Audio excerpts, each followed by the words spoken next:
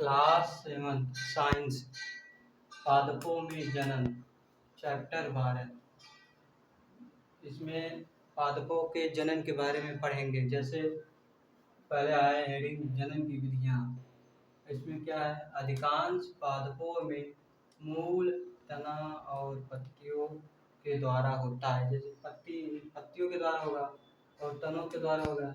मूल मतलब जड़ के द्वारा होगा। जैसे जनन के प्रकार, जनन 2 प्रकार के होते हैं, एक है अलैंगिक जनन और एक है लैंगिक जनन।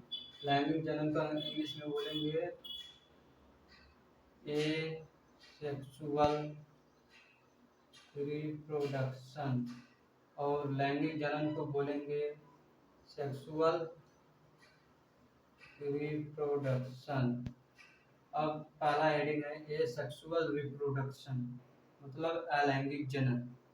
इसमें पढ़ेंगे अलैंगिक जनन में पादप बिना बीजों के ही नए पादप को उत्पन्न करते हैं, अलैंगिक जनन कहते हैं। जिसमें पादपों के मूल, तने, पत्ती, कली के कायिक अंग द्वारा नया पादप प्राप्त किए जाते हैं। लैंगिक जनन, नए पादप बीजों से प्राप्त होते हैं।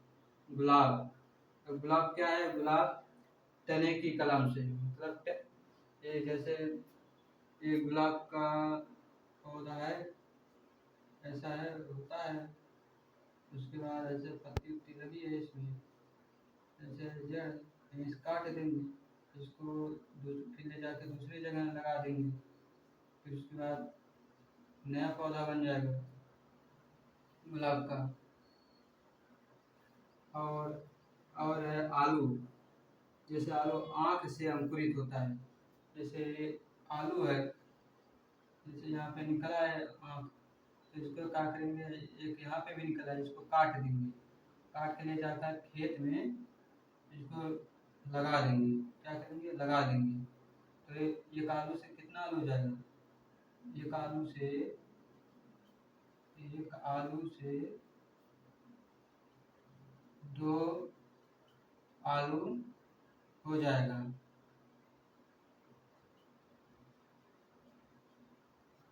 और है ब्रायोफिलम। ब्रायोफिलम है पत्ती जिसके किनारे पर कलिकाएं होती हैं। जैसे ये ब्रायोफिलम है, पत्ता है, ऐसे रहता है, ऐसे रहता है, यहीं कहीं किनारा मतलब किनारे पर रहता है। कलिकाएं रहती हैं। इसको यहाँ से कट कर देंगे, कट करके इसको मिट्टी में क्या करेंगे, मिट्टी में गाड़ देंगे, गाड़ देंगे और नया पौधा तैयार हो जाएगा।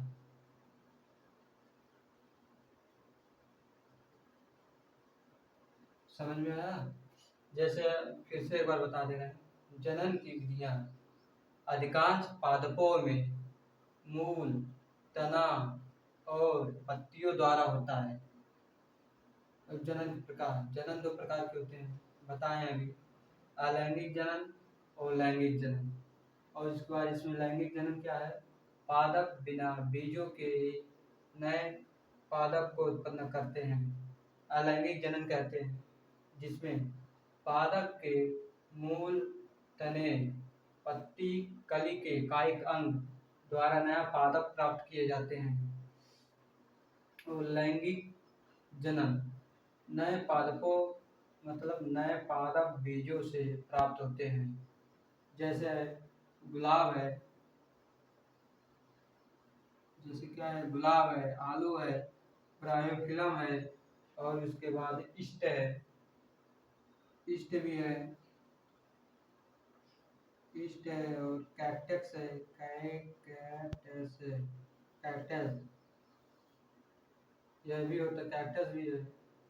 और इसके आगे पढ़ेंगे इष्ट और कैक्टस के बारे में, इष्ट और कैक्टस के बारे में।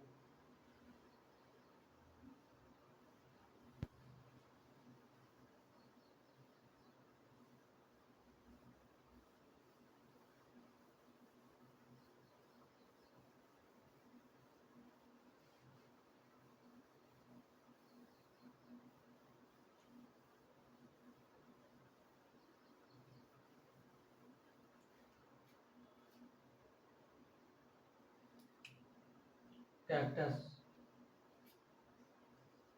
कैक्टस, कैक्टस, इसके बारे में देखेंगे। मुख्य पादप से क्या होगा इसमें, मुख्य पादप से, मुख्य पादप से अलग हो जाते हैं। क्या हो जाते हैं, अलग हो जाते हैं।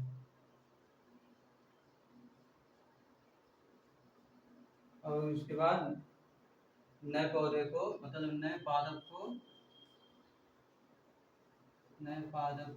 को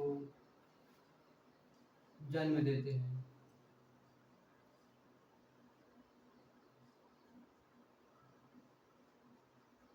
और है हमारा मुकुलन, मुकुलन, मुकुलन,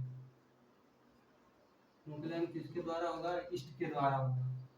इष्ट कोशिका से क्या होगा, इष्ट कोशिका क्या होगा, इष्ट कोशिका से अलग हो जाते हैं। इष्ट कोशिका से बाहर, मतलब बाहर हो जाते हैं। बाहर निकलने वाला, मतलब बाहर निकलने वाला, निकलने वाला छोटे छोटे बल्ब,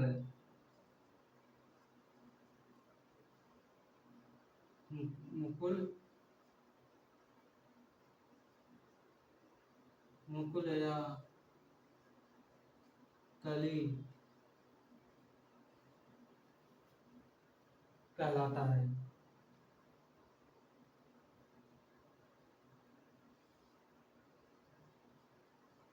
तो जैसे पढ़ेंगे कैक्टस और मुकुलन।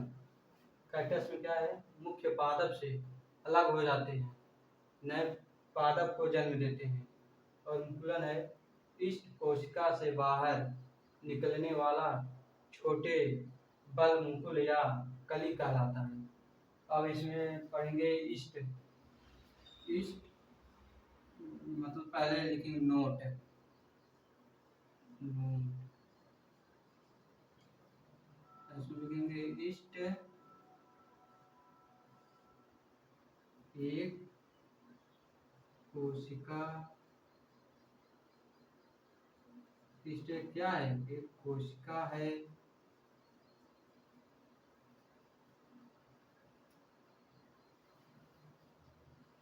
इसका आगे लिखेंगे जनन कोशिका,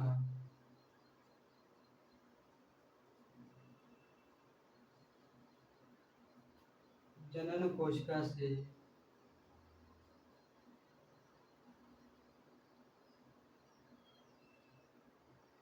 जनन कोशिका से विलग होकर, विलग होकर, जनन कोशिका से विलग, विलग होकर, विलग होकर नई इष्ट कोशिका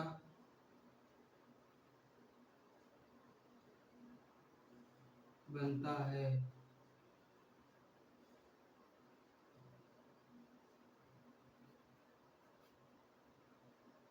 यदि पर्याप्त पोषण, क्या होगा, यदि पर्याप्त पोषण, यदि पर्याप्त पोषण हो, उपलब्ध हो, उपलब्ध हो तो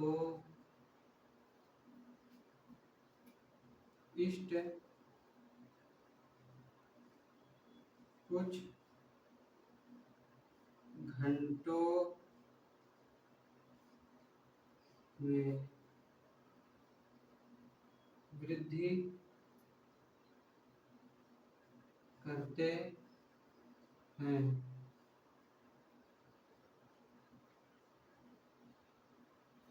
क्या करेंगे, जैसे नोट में लिखा है, ईस्ट एक कोशिका है, जनन कोशिका से विलग होकर नए ईस्ट कोशिका बनता है। यदि पर्याप्त पोषण हो, यदि पर्याप्त पोषण हो और उपलब्ध हो तो ईस्ट कुछ घंटों में वृद्धि करते हैं, मतलब एक नया ईस्ट बना लेते हैं, ईस्ट बना लेते हैं, कुछ घंटों में करके वृद्धि करके एक नया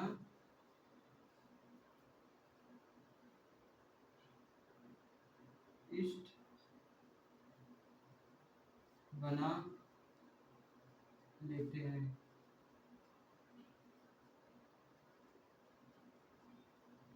अब उसके आगे है एक लिंगी पुष्प, एक लिंगी पुष्प के बारे में पढ़ेंगे।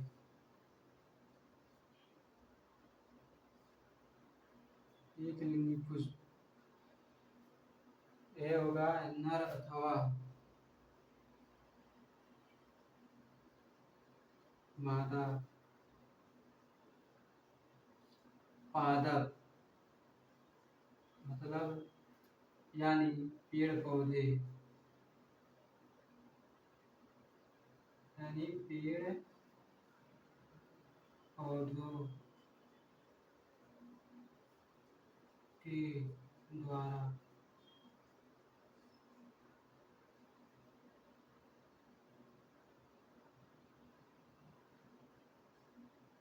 होता है।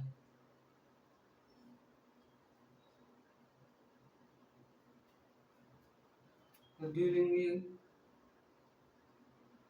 द्विलिंगी द्विलिंगी पुष्प,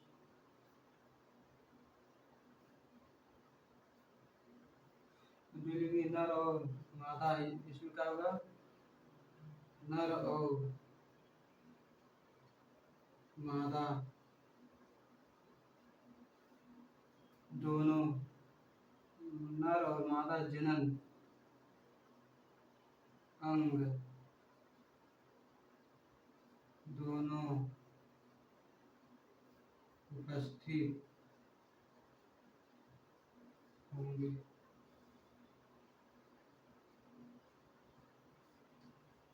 क्या है, कैक्टस हो गया, कैक्टस को भी पढ़ लिया, मुकुलन को भी पढ़ लिए, अब एक नोट भी हो गया, और एक लिंगी और एक द्विलिंगी। एक लिंगी में क्या है, तो एक लिंगी पुष्प में क्या है, नर रहेंगे अथवा मादा रहेंगे,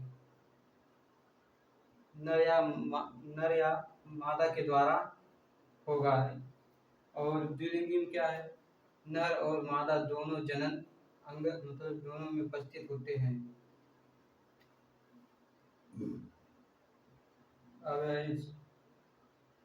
अब बीजाणु, अब इसके आगे पढ़ेंगे बीजाणु।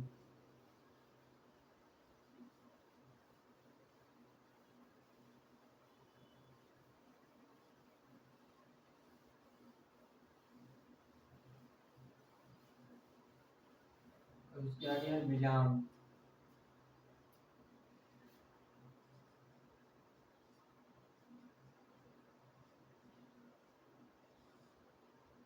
बीजाणु क्या है, वायु में उपस्थित,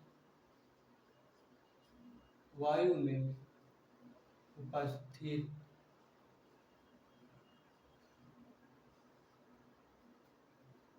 बीजाणुओं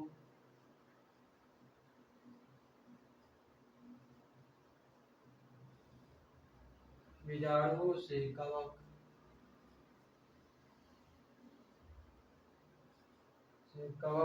उग जाते हैं, उग जाते हैं। बीजाणु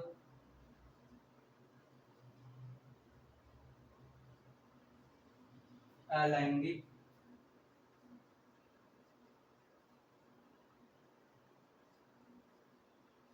जनन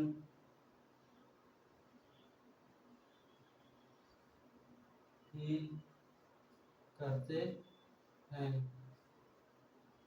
बीजाणु मतलब क्या है? बीजाणु जो होते हैं वो वायु में उपस्थित बीजाणु से कवक कवक मतलब फंजाई उग जाते हैं और बीजाणु अलैंगिक जनन भी करते हैं। अलैंगिक मतलब एसेक्सुअल, मतलब एसेक्सुअल रिप्रोडक्शन करेंगे, एक सेक्सुअल रिप्रोडक्शन करेंगे। और है लैंगिक, अब पढ़ेंगे लैंगिक, ये हेडिंग है लैंगिक जनन। इसमें क्या पढ़ेंगे? इसमें है नए पादप, क्या होगा? नए पादप बीजों से प्राप्त